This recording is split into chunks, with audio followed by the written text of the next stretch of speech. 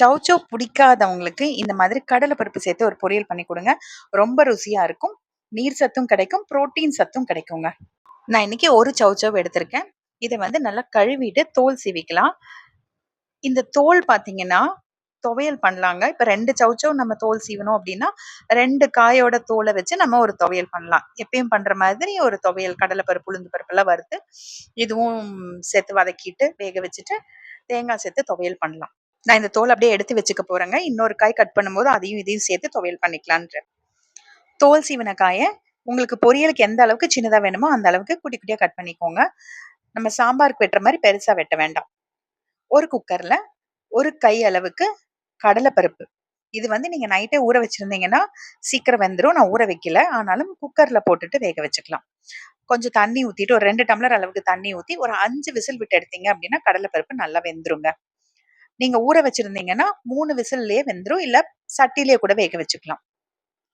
இப்ப காய் தாளிக்கிறதுக்கு ஒரு கடாயில 2 ஸ்பூன் அளவுக்கு தேங்காய் எண்ணெய் சேர்த்துட்டு கொஞ்சம் கடுகு சேர்த்துட்டு கடுகு பொரிஞ்சதுக்கு அப்புறமா பெருங்காயத்தூள், நான் வெட்டி வச்சிருக்க சின்ன வெங்காயம், பச்சை மிளகாய், கருவேப்பிலை.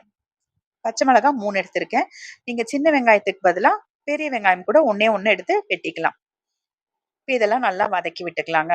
நான் எப்பவுமே பொரியல் தாளிக்கிறதுக்கு தேங்காய் எண்ணெய் சேர்ப்பேன், சின்ன வெங்காயம் சேர்ப்பேன். ருசி உங்களுக்கு ரொம்ப நல்லா இருக்குங்க.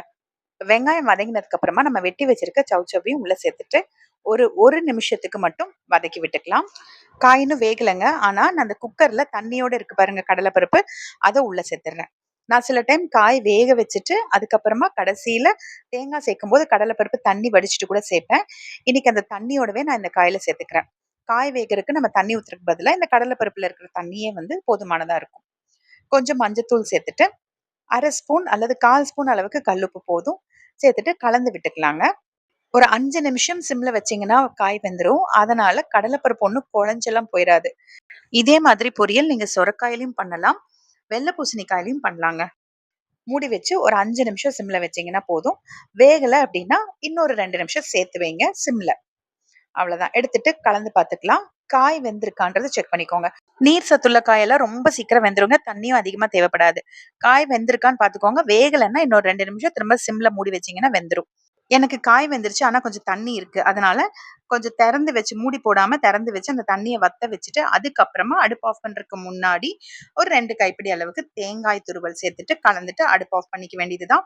கார குழம்பு, புளி குழம்பு வைக்கிற அன்னைக்கெல்லாம் இந்த பொரியல் ரொம்ப நல்லா இருக்கும். இது கூட்டு கிடையாதுங்க, பொரியல் தான். கூட்டுக்கு நம்ம தேங்காய், சீரகம், பச்சை மிளகாய் அரைச்சு சேர்ப்போம். இது பொரியல் தாங்க.